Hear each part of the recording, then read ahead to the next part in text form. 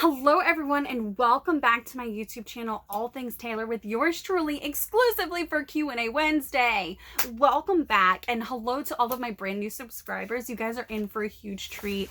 This is one of my favorite times of the week, getting to answer fan questions for our official Taeler Hendrix Wicked Q&A Wednesday. So I am super jazzed right now. Messy hair, don't care and all. I just got back from an amazing mixed martial arts session for training. Love it. And I was like, well, before I get distracted with the bajillion things that I have going on, let's get right down into Q&A Wednesday and get this done. Okay. Little wrestling pose. Okay, make sure you have your friends like, share, and subscribe for this channel. Comment below. I'm far more likely to see your questions, which adds to the likelihood that your question will get picked for next week's Q&A Wednesday. If you put them all over the place, I might not see them and then I'll feel bad. I want you guys to all have a good shot. Today, there's a lot of questions and I really like, there's a lot of really cool variety. I'm super stoked. All right, so this is take 2 because Scooby is having a really rough day, my rescue dog, and she actually ruined the first video by knocking down my tripod and everything. So, all right, let's get right. Okay. First one is from my YouTube channel. Do I have any goals for this year? Taeler Hendrix always has goals, guys. Like goals. Instead of shots, it's like goals. The difference is I learned very late in life, but better late than ever, to not reveal your goals and dreams and plans. Let your results be your noise. Let the best revenge is happiness and success. And so I learned to not announce my goals and my dreams to all and sundry, because what people don't know about, they can't try to tear down and destroy, whether that be to you mentally, physically, or emotionally. So yeah. So the answer is Taeler Hendrix always has goals. Always. I have goals for today. I have goals for tomorrow. I have goals for the rest of the week, this year, the next 3 years, and 5 years. I am very much into goals and vision boards, and I don't call them to-do lists anymore because I read this awesome, I didn't read, I watched this really awesome video of this really kick-ass woman, and she calls them results lists, and I was like, I like that. I like results. Taeler Hendrix gets results. I have results lists. Moving right along. So guys, write down your goals. There is actually a Harvard study done with incredible numbers about lists and writing down your goals every single day. It keeps you mindful of your plan to try to work towards achieving those goals. So be specific and write down your goals. And you can actually look up that Harvard study. It is insane. Like, I would say insane in the membrane, but I feel like I'm like 20 years, 2 decades late to say that. But yeah, it's insane. Crazy. Write down your goals. You are worth it. All right. Next one. Do I like to go to the beach? All right. I'm going to stop referring to myself as Taeler Hendrix like, duh, I'm the one talking. But yes, I love the beach. I love the beach. I grew up near the beach. The only unfortunate thing was for wrestling, I moved around like 15 times or so in like a 5-year time frame. So I was very much like a gypsy for wrestling. And so a bunch of times, a bunch of the places that I lived weren't near beaches, which sucked. But one of my favorite things, especially when I'm not wrestling full time, because when I'm wrestling full time, I just don't have the time.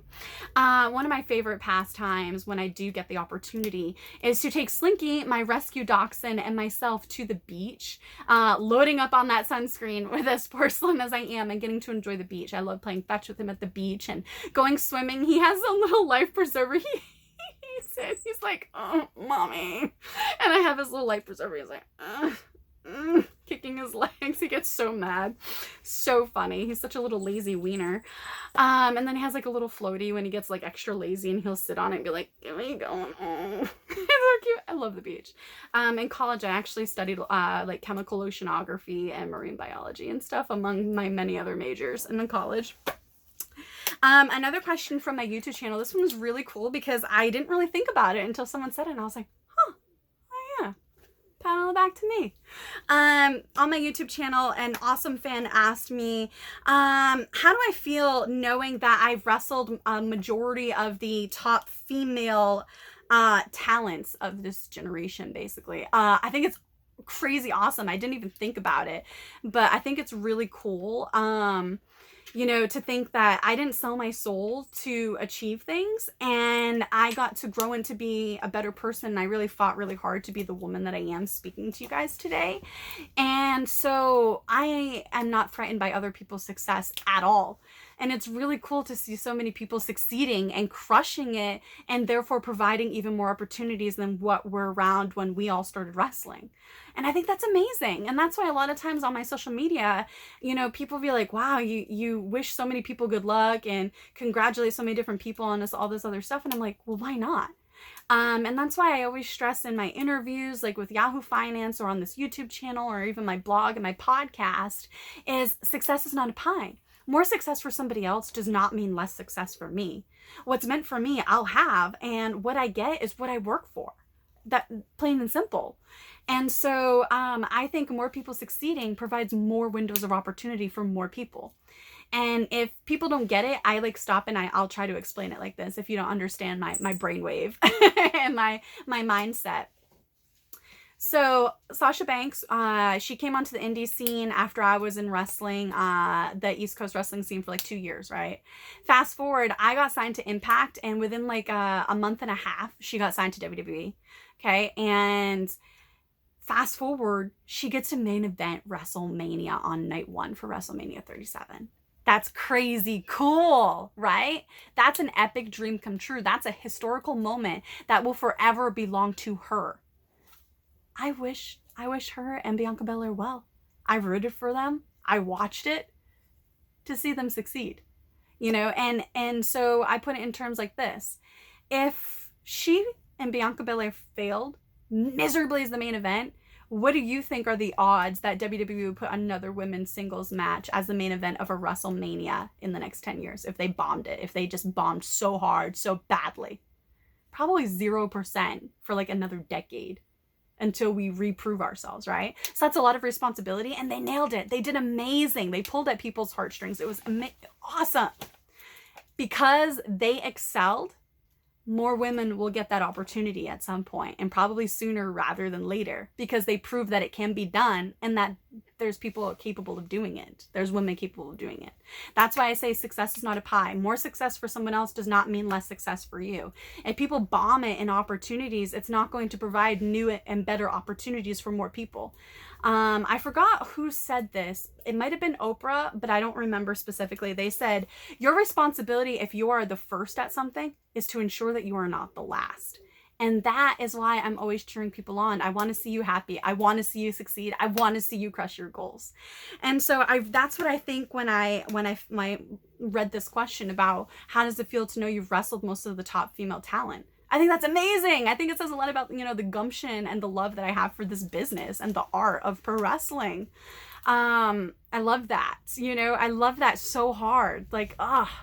I've wrestled against and tagged with Chelsea Green.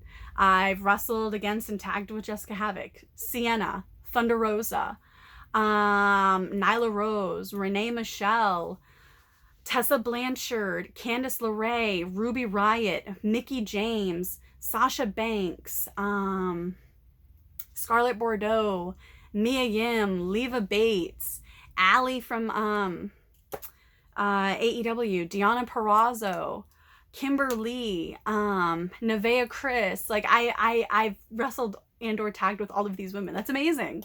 And one of my childhood best friends is now signed to WWE, and I got to help be a part of that journey for her. That's amazing. I think that that's just really cool to see people crush their dreams. I love that. That's something nobody will be able to take away from me. I love that. So I'm very humbled by that. That was an amazing question, and you bringing that to my attention is really cool. Thank you. That made my day. Look at she recognizing that I wrestle. I can actually wrestle. It's amazing. Another question almost along the same vein is the fact someone asked me, what are my thoughts on Nikki Cross and have I had any interactions with her? I have a lot of interactions that are really awesome, and I get along really well with a lot of women that I haven't even wrestled. And Nikki Cross is actually one of them. I get along very well with Becky Lynch, and I get along very well with Natty Neidhart and Lana and Asuka. and quite a few other women, and Nikki Cross is one of them. We follow each other on Twitter, and I recently wished her a happy birthday. I met Nikki Cross probably circa late 2013, early 2014 at an Ohio indie show. I don't know if they run anymore, and I instantly fell in love with her. Her personality and mine gelled so well. We were very much on similar energies in the locker room. She was awesome. It was like her, Leva Bates, myself, Mia Yim, Allie, a bunch of really cool women, Kelly Klein, a lot of women. It was an all-women show. And then fast forward, I saw her a bunch at Shimmer. I think I made at least 4 appearances for Shimmer. I was injured every single time, which sucked, but you got to make the best of it. Yeah, I love Nikki Cross. I get along with her very well. That was from YouTube. I don't know if I said that. Somebody asked me if I have wrestled and or been to all 50 states. I hadn't thought about this. This was a thinker, guys. This was a thinker. So I have, I'm going to count as driving through, because I've driven through a lot of states to get to other states. I've done a lot of road tripping for wrestling. I think the only states I have not actually been to are Washington State, Oregon, Idaho, Hawaii,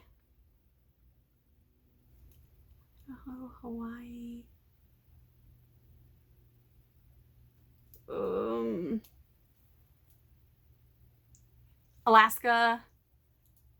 I think that's it. I think that's it. We'll say that's it.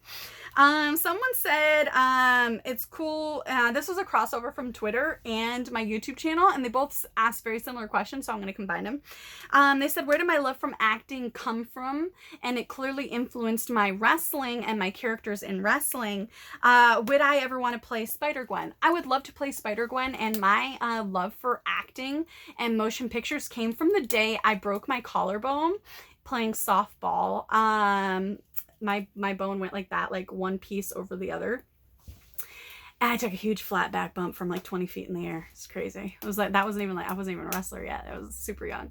And I was up the whole night with my mother watching old Hollywood films, and I just fell in love with it. And that was my first love. I fell in love with that.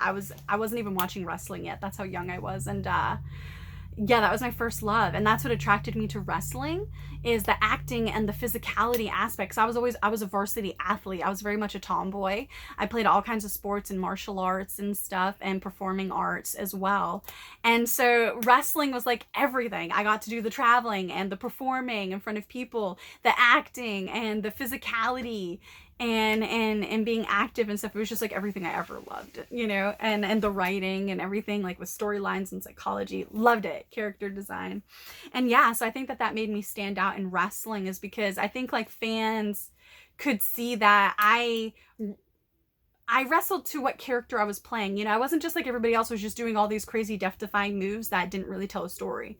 I tried to tell a story with my wrestling, because that's how I was taught, very old school psychology. I was taught that, you know, fans that have never set foot in wrestling can only relate to 7 moves. 7, that's it. And they relate it in different ways based on how it feels.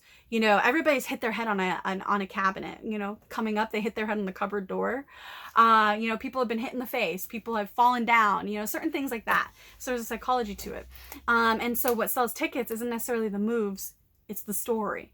So that's how I was taught with wrestling. And for me, I think I always did very well with that. So I was very lucky. Promoters never really argued with me about my asking rate. And they always liked booking me because they knew I sold tickets. And I think part of that is the acting that went along with my wrestling. And so I would totally crush it as Spider-Gwen. I would love that. I also think I would be a great Queen Mara. I think I would be a great Rogue, Jean Grey. Obviously Poison Ivy, that's like the first one everybody goes to. I think I would make a great Queen of the Damned character, or From Dusk Till Dawn, like a Salma Hayek sort of character. Celine from Underworld. I would be great in Lord of the Rings. In a Mortal Kombat movie, I could totally play some Jade. You know, there's so many different characters. I would love to be Miss Martian, you know, Martian Manhunter's niece. I would love to be so many different things. I would love to be Celine from Underworld. I don't know if I already said that. And also, obviously, I always wanted to be Madam Hydra, like the Madam Hydra of pro wrestling. Hail Hendrix. So yeah, there's so many different roles I would love to sink my teeth into. Someone asked me, on my YouTube channel, they said that I come off as very humble and sort of have a gentility about me. And they asked, has anyone ever tried to take that away from me, so to speak? First off, I want to say thank you. I thought that was a really huge compliment. So I never take those types of things for granted. So thank you so much. The answer to that is all the time. You know, I even get bullied on my own YouTube channel. There was a point where I was getting bullied every day, multiple times a day. It was really bad, really, really bad. And that was like before I even thought that I could even have like a huge fan base. This was before the Taeler army. I didn't, honestly, if you would have asked me, I would have never even thought that the Taeler army would have been a thing. I was that down and out and low, and just getting pummeled with negativity. And I've pretty much been bullied my whole life. You know, I've been judged on how I shake hands, how tall I stand, or if I slouch. And it's like, well, I have severe scoliosis that, like, of course I slouch. Like, my body's not even, like, you know, the thing is that I've had people say I smile too much, so I'm automatically fake. And it's like, what? You know, I've had people judge my gum to tooth ratio when I smile. I've had people, you know, judge whether or not I've had plastic surgery and make all these different critiques about me. Or, oh, I didn't smile enough. Now all of a sudden I don't smile enough, where before I smiled too much. And, oh, she's fake because she's nice. Or, oh, she's a B and this and that and attention this. And it's like, really? Yeah. So the answer is I get bullied all the time. People always try to take from you what they can't perceive. And what that basically means is people project their own insecurities out onto other people. So if you're if you're accomplishing things, or you have these lofty dreams that they themselves can't imagine themselves achieving, then they automatically think that you're stupid and you can't do it because they can't see themselves doing it. So a lot of the times I always, you know, I do the Mama Hendrix method. Thank you very much and have a nice day. Or, hey man, hope your day gets better. Things like that, you know, because a lot of times when people are hating on you, I sometimes think it's not really about you at all. It's about them. You know, I've said this a lot in interviews and podcasts, and I genuinely believe it. And I've seen it for myself to be true more times than not. People's reality is relative. Okay. Because people's reality is based on their perception of things, but everybody has their own perception of things. You know, you can say the same sentence 5 different ways, and based on how you say that same exact sentence changes the meaning of the sentence. Therefore, reality is relative. It's based on people's perceptions. So if people perceive you as a B, you're automatically a B. You know, if people perceive you as kind, you're kind. And the thing is people's realities are so fragile, right? So they need you to be the villain in their story because they themselves are too fragile to look in the mirror and realize that they are probably the villain in their own story. They're the person that's holding them back, not their boss, not their significant other, not their upbringing, not the world. It's them. You know, you are not your circumstances. Your circumstances do not define you. You define your circumstances. And a lot of people, they can't look in the mirror to have that tough conversation with themselves. So they need you to be the bad guy. And you have to learn to be okay with that because it's not about you. It's about them. It's their story. You know, you're not allowed to have a permanent pen in somebody else's story. That's giving somebody too much power over you. So, you know, give other people a pencil to your story. Let them write little footnotes that you can erase. And only you should have the pen, so to speak. And I think it all comes down to something that I learned the hard way, and it's stuck with me ever since, and I do 100% believe it to be true. There is a difference between character and reputation. Reputation is who everybody says you are based off of what they need you to be. If they need you to be a bully, if they need you to be the bad guy, they need you to be this because they're insecure, they need you to be this because they're having a bad day. There's as many reasons as there are people in the world, okay? But character is who you truly are as a person. Good or bad, best day to worst day, it's who you are and who you choose to be. That's character. Very big difference between character and reputation. Your character is who you are. Reputation is what everybody else. Reputations are fickle. You know, I've seen some of the best politickers in the world have great reputations. Why? Because they politicked for it. That doesn't mean that their character is good. But everybody's going to say they're good because everybody wants those opportunities. See? Very big difference. And so, yeah, I've had so many people try to take that away from me and judge me and all this other stuff. The thing is if you're always working hard on yourself and your character, you're not going to be the same person that they're still talking about. You know, one decision to commit yourself to a better life and to have better and be better and do better and achieve better, in 6 months, you're going to be a different person. I think it was Johnny Depp or somebody else. You know, it wasn't Johnny Depp. It was somebody else. Maybe Jennifer Aniston. You know, when you become successful, people are going to, all of a sudden, they're going to be telling everybody how they know you. But then people are also going to be obsessed, you know, in 2021, they're going to be obsessed with what you were doing in 1991. You're not that same person anymore. Okay? So I think that's where, you know, you have to realize the difference and realize that just because people are trying to take stuff away from you does not mean that they have the power to do that. Only you can give that power to them.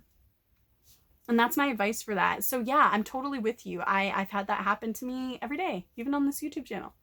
The thing is you can choose to allow that into your life or not. Okay, let's see here. Oh, 1 second. We'll be right back.